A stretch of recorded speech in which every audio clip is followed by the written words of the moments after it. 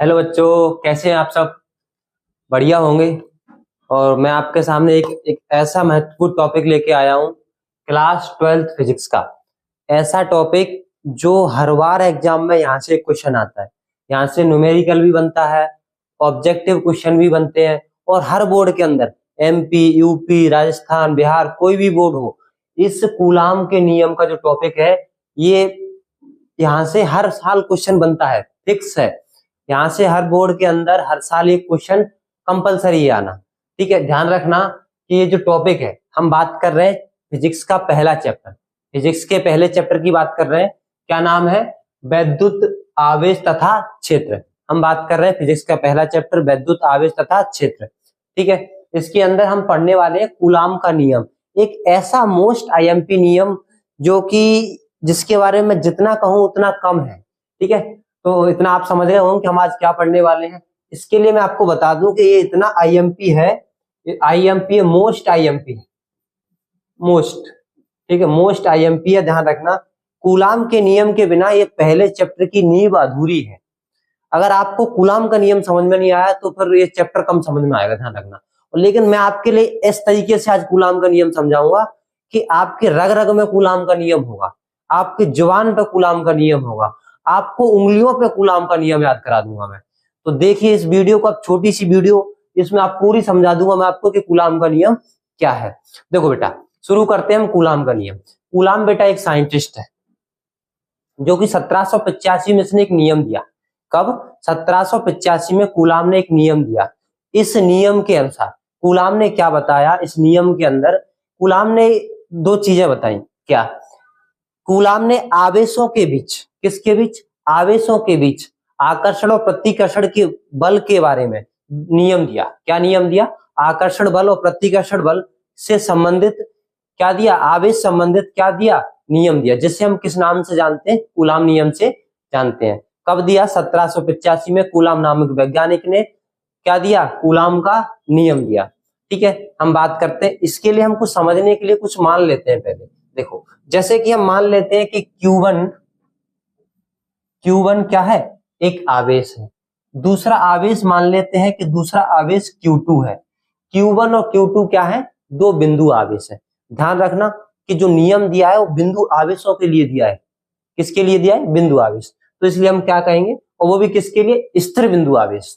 ध्यान रखें, तो कूलाम का जो नियम है स्थिर बिंदु आवेशों पर लगता है। किस पर लगता है? स्थिर बिंदु आवेश। यानी आवेश कैसे होने चाहिए? स्थिर होने चाहिए। आवेश कैसे होने चाहिए? बिंदु साइज के होने चाहिए, तभी कूलाम का नियम लगेगा। तो समझते हैं, ये मानते हैं यहाँ पर कोई इस बिंदु पर क्या है? कोई आवेश Q1 रखा हुआ है, इस बिंदु पर कोई आवेश Q2 रखा हुआ है।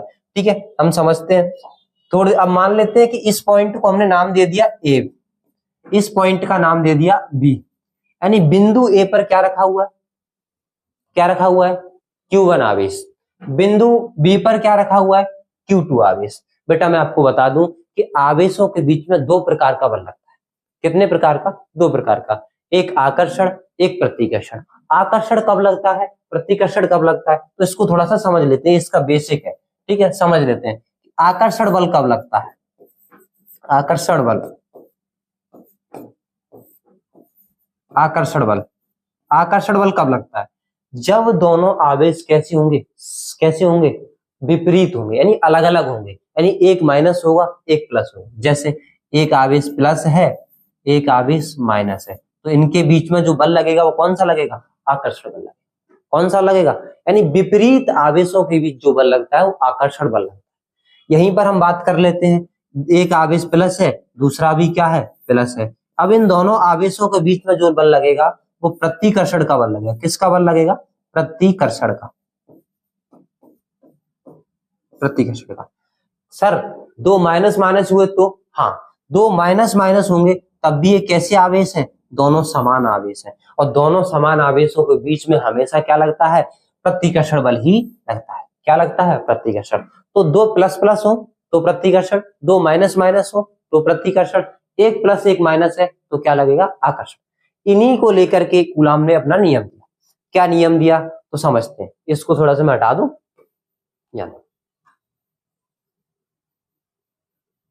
चलिए।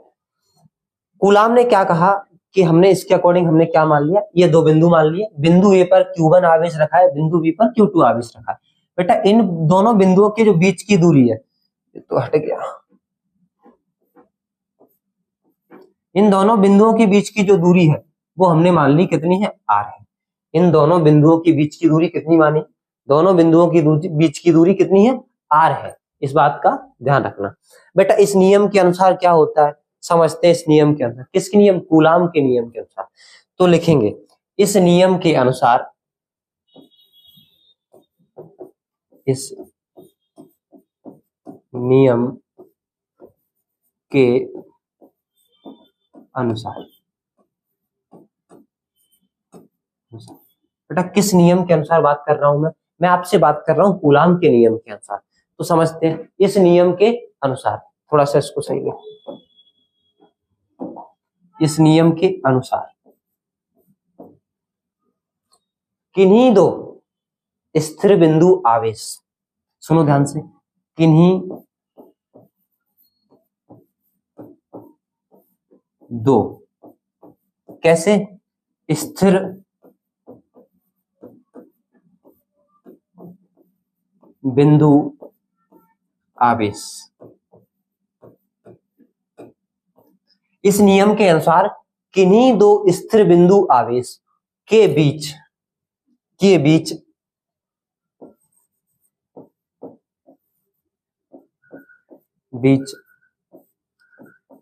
लगने वाला बल, क्या, लगने वाला बल। कूलाम ने बताया कि इस नियम के अनुसार किन्हीं दो स्थिर बिंदु आवेशों के बीच लगने वाला बल, कौन सा बल बेटा, लगने वाला आकर्षण या प्रतिकर्षण, कौन सा, मैं यहां लिख देता हूं, लगने वाला आकर्षण अथवा प्रतिकर्षण, आकर्षण अथवा प्रतिकर्षण। इस नियम के अनुसार किन्हीं दो स्थिर बिंदु आवेशों के बीच लगने वाला आकर्षण अथवा प्रतिकर्षण, या तो आकर्षण लग रहा होगा या प्रतिकर्षण लग रहा होगा, आकर्षण या प्रतिकर्षण बल,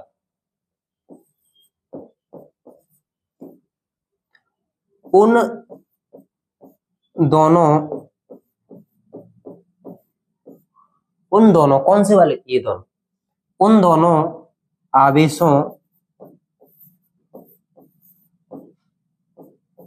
आवेशों के गुणनफल के क्या होता है, अनुक्रमानुपाती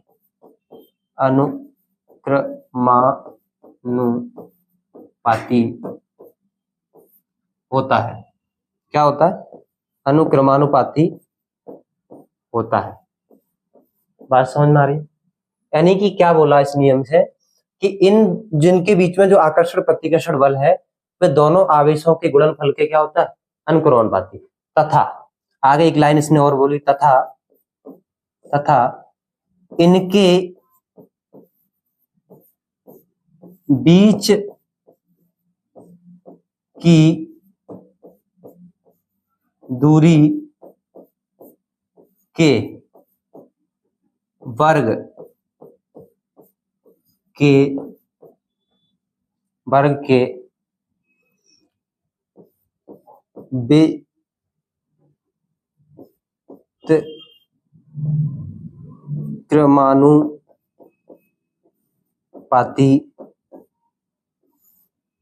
व्युत्क्रमानुपाती होता है। क्या होता है बेटा, आपको समझ में आ गया होगा क्या होता है। इस नियम के अनुसार कितनी दो स्थिर बिंदु, यानी हमने दो स्थिर बिंदु आवेश ले लिए के बीच लगने वाला जो आकर्षण अथवा प्रतिकर्षण बल, यानी आकर्षण होगा या प्रतिकर्षण होगा, उन दोनों आवेशों के गुणनफल के अनुक्रमानुपाती होता है। तथा इनके जो बीच की दूरी है r, इसके वर्ग के व्युत्क्रमानुपाती होता है। अरे सर ये नियम तो बड़ा लंबा चौड़ा है। नहीं बेटा, ये नियम लंबा चौड़ा नहीं है। आपको मैं इसको थोड़ा छोटा कर दूं, उसके बाद फिर देखो। चलो इसको अपन छोटा कर लेते हैं। चलो इतनी बात समझ में आ रही है? इधर देखो, ये नियम बहुत आसान है, बहुत आसान है। पहला स्टेटमेंट इसके अंदर क्या दिया कि इन दोनों आवेशों के बीच जो बल लगेगा वो कैसा होगा, कैसा होगा, कैसा होगा, अनुक्रमानुपाती। किसके? देखो हमने मान लिया कि इन दोनों के बीच में जो बल लग रहा है वो F लग रहा है। कितना? F। तो F अनुक्रमानुपाती, अनुक्रमानुपाती मतलब समानुपाती। किसके है? दोनों आवेशों के गुणनफल। बेटा पहला आवेश Q1, दूसरा आवेश Q2, यानी दोनों आवेशों के गुणनफल के समानुपाती। हमने इसका नाम दिया समीकरण नंबर 1। ध्यान रखना। दूसरी बात इसमें बोली नियम में कि इनके बीच की दूरी के वर्ग के व्युत्क्रमानुपाती। किसके? व्युत्क्रमानुपाती। तो बात करते हैं F व्युत्क्रमानुपाती, ये लिख देते हैं R²। इनके बीच की दूरी कितनी है? R है। इसका नाम दिया समीकरण 2। अब बात करते हैं समीकरण 1 व 2 को मिलाने पर, बेटा समीकरण 1 और 2 को मिलाने पर। तो देखो बेटा मिला लेते हैं समीकरण 1 और 2 को। यहाँ देखो इस तरफ मिला लेते हैं, यहां से देखो ध्यान से। समीकरण 1 2 जब मिलाएंगे तो क्या बनेगा? F समानुपाती Q1 Q2 अपॉन R²। क्या बनेगा? F समानुपाती Q1 Q2, यानी इस तरफ का इस तरफ मिल जाएगा, इस तरफ का इस तरफ मिल जाएगा समीकरण 1 2 को मिलाने पर। अब मैं आपको बताऊं बेटा, जब जब समानुपाती का चिन्ह हटता है, क्या हटता है? तो हमें यहां से समानुपाती का चिन्ह हटाना है। जब जब समानुपाती का चिन्ह हटेगा तो वहां पर आएगा नियतांक। क्या आएगा? कांस्टेंट, जिसको हम इंग्लिश में कांस्टेंट कहते हैं। और यहां से हटाते हैं तो क्या आ जाएगा? F बराबर K क्या है? तो कांस्टेंट है, Q1 Q2 अपॉन R²। अब बेटा यहां लिखेंगे हम, जहां जहां K नियतांक है। क्या है? नियतांक है। K क्या है बेटा? नियतांक है। इतनी बात समझ में आ रही है आपको? K क्या है? नियतांक है। अब बेटा इस नियतांक की वैल्यू भी होती होगी कुछ? हाँ बिल्कुल बेटा वैल्यू होती है। क्या वैल्यू होती है इसकी? तो मैं बता रहा हूं, सुनो ध्यान से। बात करते हैं हम किसके अंदर? SI के अंदर। किसके अंदर? SI में, यानी SI सिस्टम। तो SI में हम बात करते हैं, SI में बेटा, SI में K की वैल्यू, अगर SI में K की वैल्यू बेटा मैं बात करूं तो होती है कितना? 1/4πε0। क्या होती है? 1/4πε0। आगे बात करते हैं, क्या लिखा है? Q1 Q2 upon R²। कोई दिक्कत? यानी कि इस पे क्या लिख दिया हमने? Q1 Q2 जैसा का जैसा लिख दिया। इतनी बात समझ में आ रही है आपको? अब बेटा SI के अंदर हमने लिख लिया, इसके अंदर SI के अंदर लिख लिया। उसके बाद बात करते हैं ये किसकी वैल्यू है? ध्यान रखना K की वैल्यू है। साइड में आप लिख लेना, कहीं भी इसको लिख लेना कि K बराबर जो वैल्यू होती है वो कितने होती है? 1/4πε0, यानी एप्सिलॉन नॉट। अब एप्सिलॉन क्या है तो मैं बताऊंगा, वायु निर्वात की विद्युतशीलता। पाई तो यहाँ पर आया है, 4 है, नंबर है। K क्या है? एक नियतांक है जिसकी वैल्यू यहाँ पर पाई की, ये एप्सिलॉन 0 बेटा जो आया है वो क्या है? तो क्या है? वायु निर्वात की विद्युतशीलता। क्या है? वायु निर्वात की विद्युतशीलता है। आगे बात करते हैं बेटा, आगे देखो ध्यान से। ये तो हमने अभी लिख लिया किसके अंदर? SI में। बेटा अब बात करते हैं CGS में। तो यहां लिखेंगे CGS में, CGS में। बेटा CGS में इसका कितना मान होता है? बेटा CGS के अंदर K की वैल्यू जो होती है वो होती है कितनी? 1। किसके लिए? 1। बेटा हम वायु निर्वात की बात कर रहे हैं, वायु निर्वात, ठीक है, वायु निर्वात में, ठीक है। SI के लिए ये वैल्यू होती है, या CGS के लिए कितनी होती है? 1। तो बेटा इसमें रख देंगे वैल्यू 1 K की जगह पे। तो क्या बन जाएगा? F बराबर क्या बनेगा? Q1 Q2 अपॉन में R²। कोई दिक्कत? कोई दिक्कत आपको? नहीं। चलो इतना समझ में आ गया। आगे बात करते हैं बेटा, इसकी जो न्यूमेरिकल वैल्यू होती है, यानी गणितीय रूप इसका, यानी इसकी जो न्यूमेरिकल वैल्यू, इसको सॉल्व करने पर जो वैल्यू आती है वो कितनी आती है? तो हम लिखते हैं यहाँ पर गणितीय रूप। क्या लिख देते हैं? गणितीय रूप। क्या लिखते हैं? गणितीय रूप। ठीक, गणितीय रूप लिख लेते हैं। गणितीय रूप बेटा कैसे लिखेंगे? इसकी वैल्यू जो होती है किसकी? 1/4πε0। इसकी वैल्यू होती है 9 गुणा 10 की घात 9, ये होती है। तो इसकी जगह पे क्या रख देंगे? f बराबर 9 गुणा 10 की घात कितनी? 9। आगे बात करते हैं, आगे क्या है? Q1 Q2 upon R। कोई दिक्कत? यहां तक समझ में आ गया आपको? बताओ, कमेंट करके बताओ यहां तक समझ में आया कि नहीं आया। अगर यहां तक समझ में आ गया तो मैं बताता हूं आपको आगे। इतना अगर समझ में आ गया हो तो मुझे बता दो आगे जल्दी, फटाफट से जल्दी बता दो, फटाफट से इतना। हाँ चलो, कमेंट में मुझे जरूर बता देना बेटा इतना समझ में आ गया हो तो। इधर देखो, अब इसमें देखो ये हमने किस में लिखा है बेटा? इसको एक अच्छे से बढ़िया बॉक्स में बंद करते हैं। किसमें? एक अच्छे से बॉक्स में बंद कर देते हैं, जिससे ये क्या हो जाएगा? हाईलाइट हो जाएगा। ठीक है, ये हाईलाइट हो जाएगा। एक इसको बंद कर देते हैं बॉक्स के अंदर, इसको बंद कर देते हैं बॉक्स के अंदर। ये बेटा किस में निकाला है हमने? सॉरी, यहाँ ये हो गया। इसके बाद एक इसको बंद कर देते हैं, इसको एक इसको बंद कर देते हैं। ये बेटा एसआई में, और एसआई के अंदर जो ये क्या निकला? बल निकला इन दोनों आवेशों के बीच का।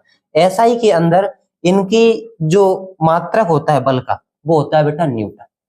क्या होता है? न्यूटन। तो न्यूटन के लिए या तो एन लगा दें, क्या लगा दें? या तो एन लिख दें, या आप चाहें तो पूरा न्यूटन भी लिख सकते हैं। न्यूटन भी लिख सकते हैं। बात करते हैं सीजीएस में। सीजीएस में मात्रक क्या होता है? सीजीएस के अंदर बेटा इसका मात्रक होता है बल का डाइन। क्या होता है? डाइन। तो डाइन वो वाली डाइन नहीं है, वो डाइन नहीं है, ये ध्यान रखना। डाइन डाइन नहीं, तुम जो समझ जाओ कि वही वाली डाइन, नहीं वो डाइन नहीं है। ये अपना क्या हो गया? पूरा का पूरा क्या हो गया? ये इसका क्या हो गया? गणितीय रूप। इसमें एक मात्रा छूट गई है, गणितीय रूप। गणितीय रूप पूरी मात्रा, यानी कि इसमें क्या हुआ? पूरा का पूरा कूलाम का नियम। बेटा ये जो जगह जगह ये पॉइंट बने हुए हैं, मैंने जो पीले बॉक्स में रिप्रेजेंट कर रहा हूं यहाँ पर, यानी ये वाले जो पॉइंट है, इनको एकदम याद कर लेना, भूल मत जाना, बहुत इंपॉर्टेंट है। एक बार मैं इस परिभाषा को, इस जो लिखा है इसको फिर से समझा देता हूँ और सुनो ध्यान से। कूलाम के अनुसार, इन कूलाम ने एक नियम दिया, किसके लिए? स्थिर बिंदु आवेशों के। किसके लिए? स्थिर बिंदु आवेशों के लिए। क्या नियम दिया सर इसने? इसने कहा कि जो इन आवेश हैं इनके बीच में बल लगता है। तो उनसे पूछा कैसा बल लगता है? तो उसने बताया आकर्षण और प्रतिकर्षण बल लगता है। तो कैसे लगता है उससे पूछा, उसने बताया कि जो इनके बीच में जो बल लगता है वो आवेश है, जो आवेश है उनके गुणनफल के क्या होता है? इनके बीच में जो बल लगता है वो इनके आवेश के गुणनफल के क्या होता है? अनुक्रमानुपाती, मतलब समानुपाती होता है। ठीक है, इसी प्रकार से दूसरी बात इसने फिर और उसने पूछा बाकी का, और तो बताया इसने कूलाम ने कि इसके बीच में जो बल लगता है वो कैसा लगता है? दूरी के वर्ग के, यानी दूरी, ये दूरी है इनके बीच की यार, इसका क्या करते हैं? वर्ग। व्युत्क्रमानुपाती मतलब 1 के बटे में, तो दूरी के वर्ग के व्युत्क्रमानुपाती, इन दोनों को मिला दिया, ये बन गया। इस समानुपाती का चिन्ह हटाया तो के आ गया। के यहाँ पर नियतांक है। एसआई में के की वैल्यू इतनी होती है तो के की जगह पे आ गया। सीजीएस में के की वैल्यू 1 होती है तो के की जगह पे क्या रख दिया? 1। Q1 Q2 upon R square कर दिया। गणितीय रूप की बात करते हैं। गणितीय रूप में क्या होता है? एफ जो इसकी 1/4πε0 की जो वैल्यू होती है उतनी। यहाँ पर ε0 क्या है? तो वायु निर्वात की विद्युतशीलता है। आई होप आपको पूरी वीडियो समझ में आ गई हो। अगर इसमें आपका कोई डाउट रह गया हो कूलाम के नियम के अंदर, बेटा मैं बता नहीं सकता, ये कूलाम का नियम इतना इंपॉर्टेंट है और ये इतना आसान है कि इससे हर बार क्वेश्चन आता है। ध्यान रखें कि इस नियम को छोड़ना नहीं है, ये मोस्ट इंपोर्टेंट नियम है। MP board, UP board, Rajasthan board, Bihar board, आप सभी दोस्तों को शेयर कर दो इस कूलाम, इससे सरल कूलाम का नियम नहीं हो सकता। इसमें मैं कोई रटा नहीं रहा हूं आपको, बेटा जो कूलाम ने कहा वो बता रहा हूं, उसके बाद उसको सॉल्व कर रहे हैं, तो डेरिवेशन हो गया पूरा। ये कितना? न्यूटन, ये डाइन। आप याद रखना, बल का एसआई मात्रक न्यूटन, बल का सीजीएस मात्रक डाइन। चलिए धन्यवाद बेटा, बहुत बढ़िया। आपने यदि यहाँ तक पूरी वीडियो देखी है तो आपको लगता है मुझे कि आपको समझ में आ गया होगा। अगर आप चाहते हैं कि अगला क्वेश्चन कौन सा हो, अगला टॉपिक कौन सा हो, तो कमेंट में टॉपिक जरूर बता देना। चलिए, जय हिंद, जय भारत।